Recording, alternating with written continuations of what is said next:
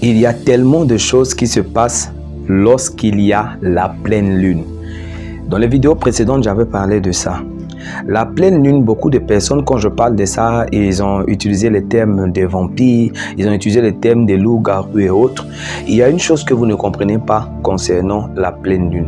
Lorsque on parle de la pleine lune, on parle des nouveaux mois. Et à chaque fois qu'il y a la pleine lune dans le ciel, il y a des vortex spirituels qui s'ouvrent. Il y a des portails spirituels qui s'ouvrent que vous devez bénéficier de ces portails parce que lorsque ces portails sont ouverts, il y a une grâce, il y a une bénédiction. En même temps, les gens de l'autre côté cherchent aussi à se renforcer et à enrichir, à s'enrichir. L'une des choses que vous ne comprenez pas, je ne vais pas aujourd'hui utiliser l'Ancien Testament. Je vais utiliser le Nouveau Testament. Je vais parler uniquement du Nouveau Testament pour ne pas que certaines personnes disent que ce que je suis en train de dire est de l'Ancien Testament. Alors, vous devez comprendre que même Jésus a tenu compte de la pleine lune. J'explique. Est-ce que vous savez que la soirée qui précède la mort de Jésus, c'était une soirée de pleine lune? Beaucoup de personnes ne le connaissent pas. Beaucoup sont en train de poser la question, qu'est-ce que cet homme de Dieu est en train de dire? Est-ce que vous savez que Jésus est mort pendant la Pâque des Juifs? Est-ce que vous savez que la Pâque se fête toujours à la veille de la pleine lune? Est-ce que vous savez ça?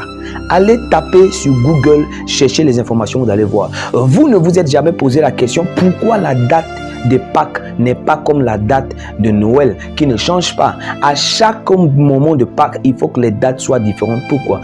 Parce qu'il faut toujours tenir compte de la pleine lune pour situer la Pâque. Frère, si tu es un enfant de Dieu et que tu ne connais pas l'importance de la pleine lune, fais des prières, fais des sacrifices pendant la pleine lune ou après la pleine lune, c'est que tu auras beaucoup de difficultés à t'insérer ou à t'impliquer dans ce monde. Vous allez voir que Dieu s'est assuré que c'est après la pleine lune que Jésus fut sacrifié pour le monde entier. Ça a un sens, frère. Pourquoi? Parce que après la pleine lune, le portail était déjà ouvert. Donc le sacrifice peut être au fait accepté par le monde spirituel. Voyons chez les musulmans, ils sont en carême, ils sont en ramadan, ils ne vont jamais tuer une bête. Pourquoi? Ils attendent toujours qu'il y ait la pleine lune et c'est le lendemain de la pleine lune qu'on tue une bête pour fêter Ramadan.